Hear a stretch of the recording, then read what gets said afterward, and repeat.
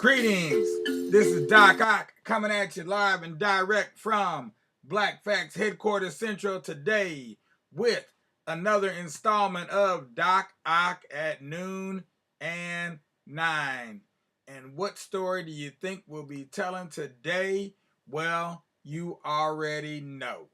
We're going to go ahead and give it a go. Another go round on the story of the Queen of Sheba and her only son Menelik. Yes, and we've got a we've been working with these new programs and improving our format. So we got a whole new piece we're going to be presenting to you today of images, Ethiopian images of the story of the Queen of Sheba and her only son Menelik. So we got a special presentation for you today on a Friday. And if you're watching on our Tubular Black Facts channel, you'll see it all. If you're watching on Facebook, you have to wait until we share it when we're done to be able to see the full Molly. But you'll be able to hear the sound and you'll see me, but you won't see all the other images that go with the piece. So my advice to you is, number one, give us a like if you're watching on Facebook. Number two, go ahead, go to YouTube and give us a thumbs up when you get there. And then subscribe to the Tubular Black Facts channel and let all your friends and family know as well. You can share it with them and everybody can join in on the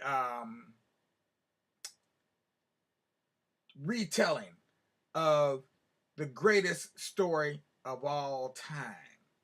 That's what I have to say. I've been telling stories for over a year and a half, every single day, 2 stories a day. But this one, I do have to say, this is the greatest story of all time because it's one we all should know, especially all of you biblical scholars out there, because it relates directly to what went on in the Old Testament. I know everybody's living under the New Testament, but that doesn't mean the Old Testament's totally irrelevant.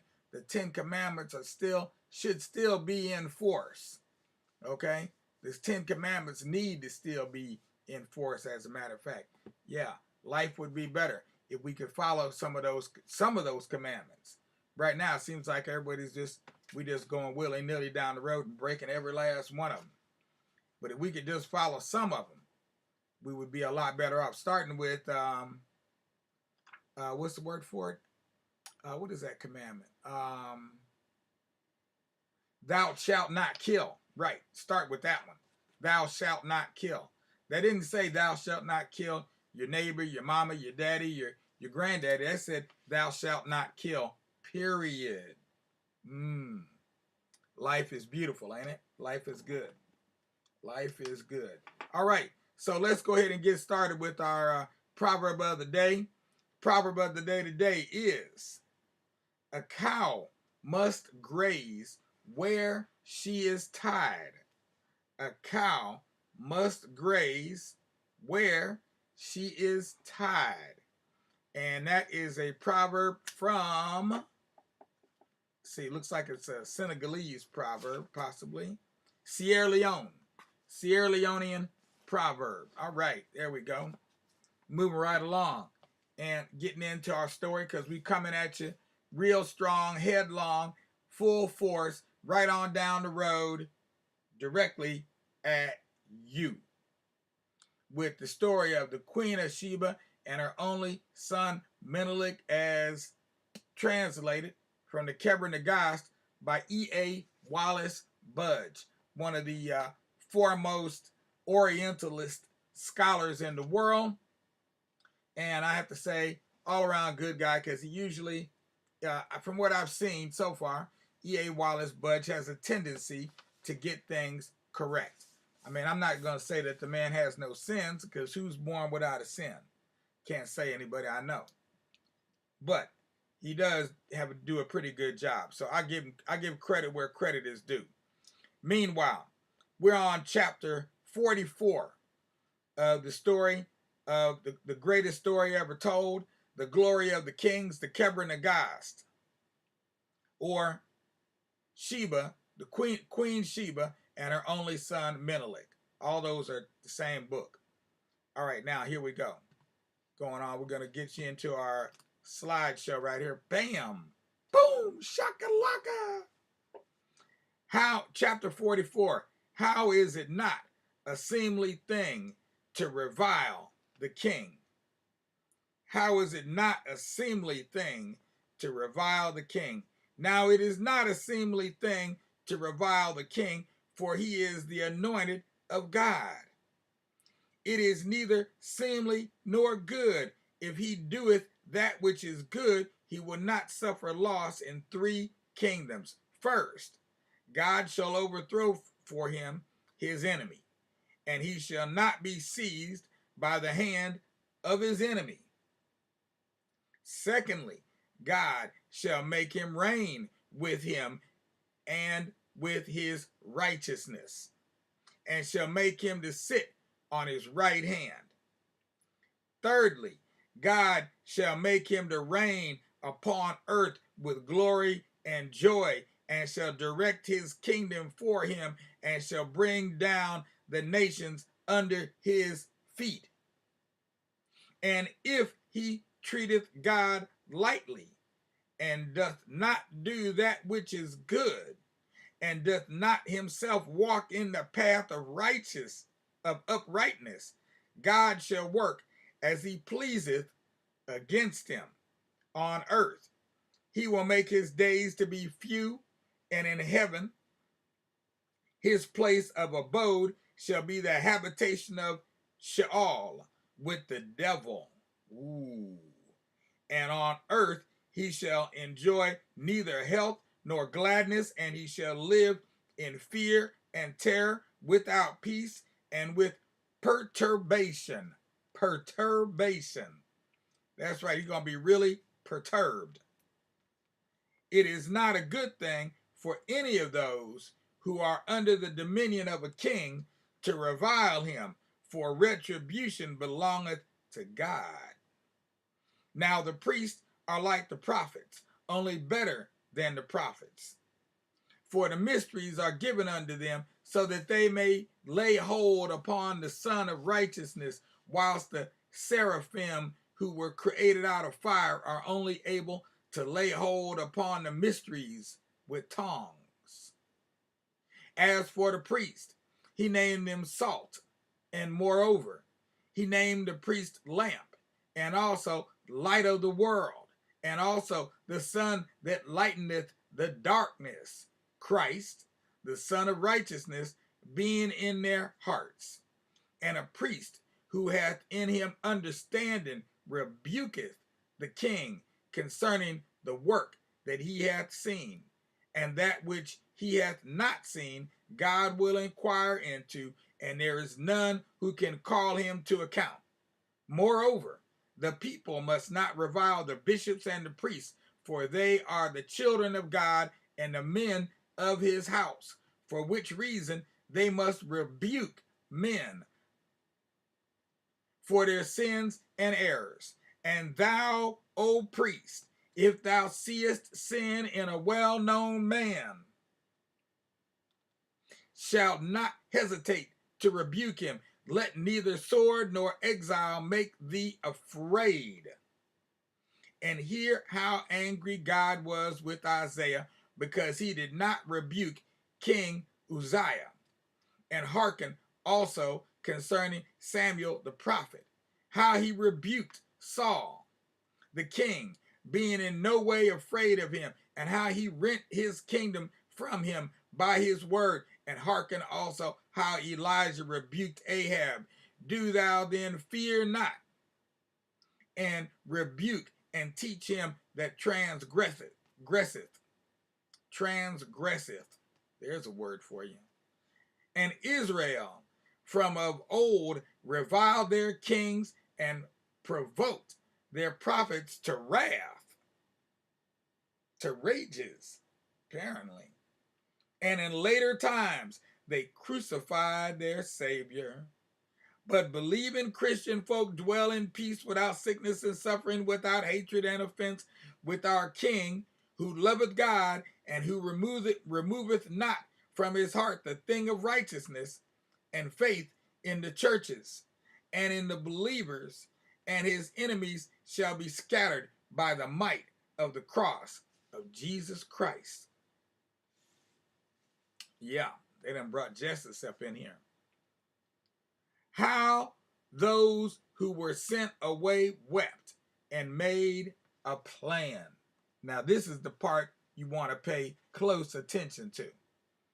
And the children of the nobles of Israel, who were commanded to depart with the son of the king, took counsel together, saying, what shall we do? For we have left our country and our birthplace and our kinsfolk and the people of our city. Now come ye, let us establish a covenant between us alone, whereof our kinsfolk shall know nothing, that we will love each other in that country. None shall hasten or tarry here, and we will neither fear nor have any doubt.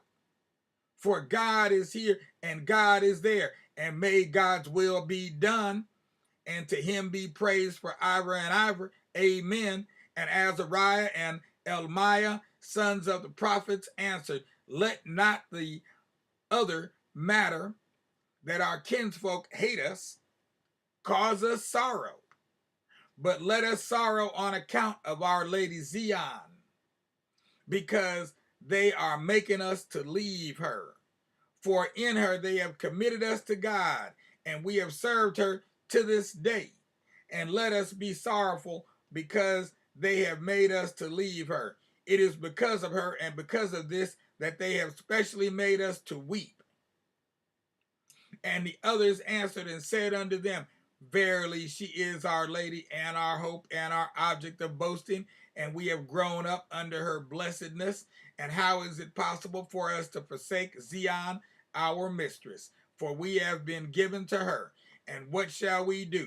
If we resist his command, the king will kill us. If we resist his command, the king will kill us, and we are unable to transgress the word of our fathers, or the king's command.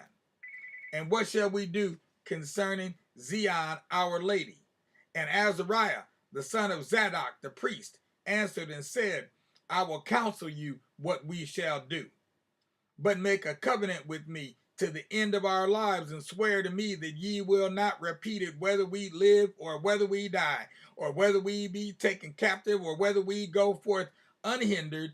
And they swore an oath to him in the name of the Lord God of Israel, and by the heavenly Zion, the tabernacle of the law of God, and by what God hath promised unto Abraham, and by the purity and excellence of Isaac, and by his making Jacob to arrive in and inherit a land whereto he was a stranger, and his seed after him.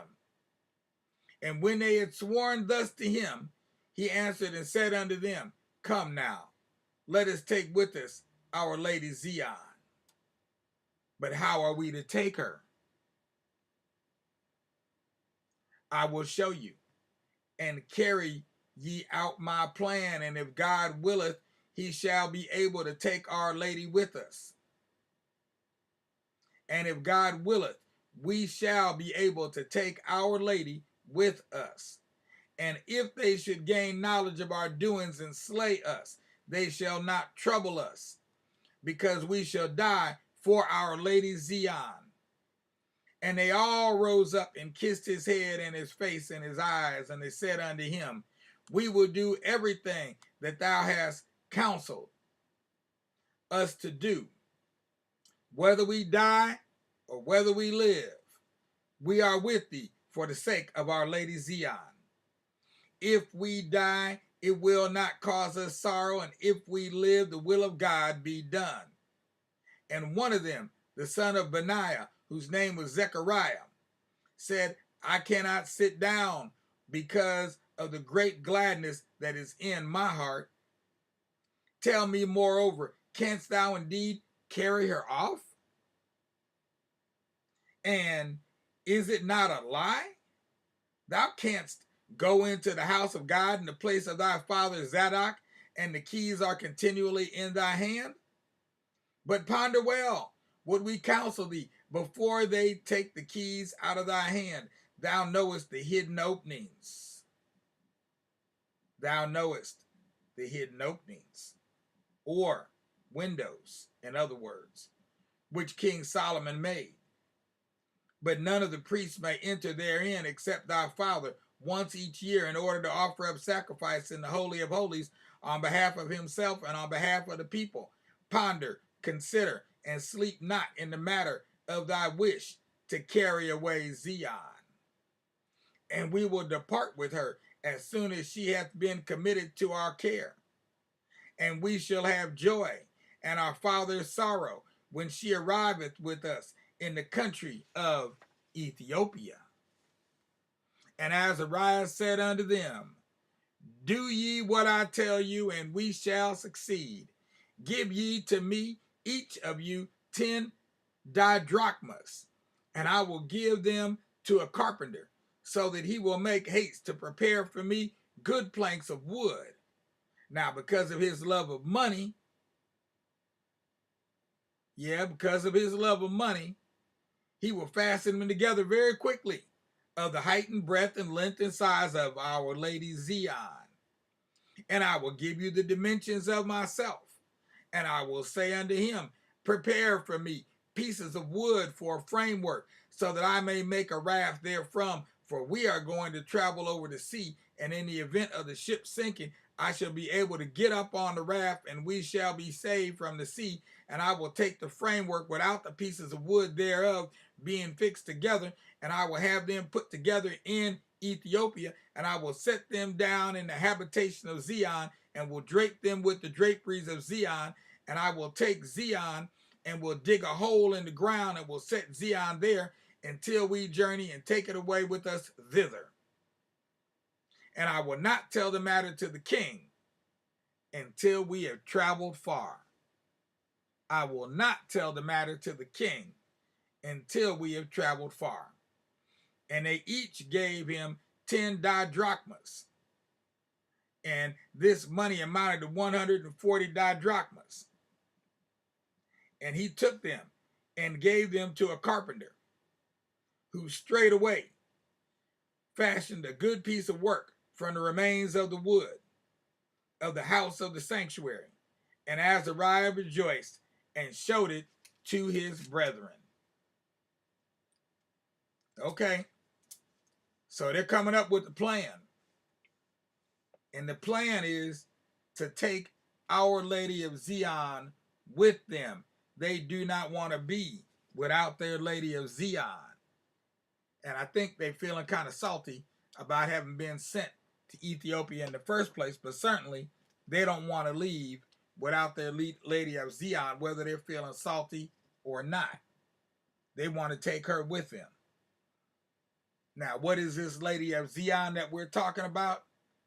None other than the Ark of the Covenant. Yeah, think about it. Think about how many Raiders of the Lost Ark they've put out there. Think about how many movies they put out there about people trying to find the Holy Grail. These are the reliquary of the church, the Christian church of today, or the Catholic church of today, however you want to look at it.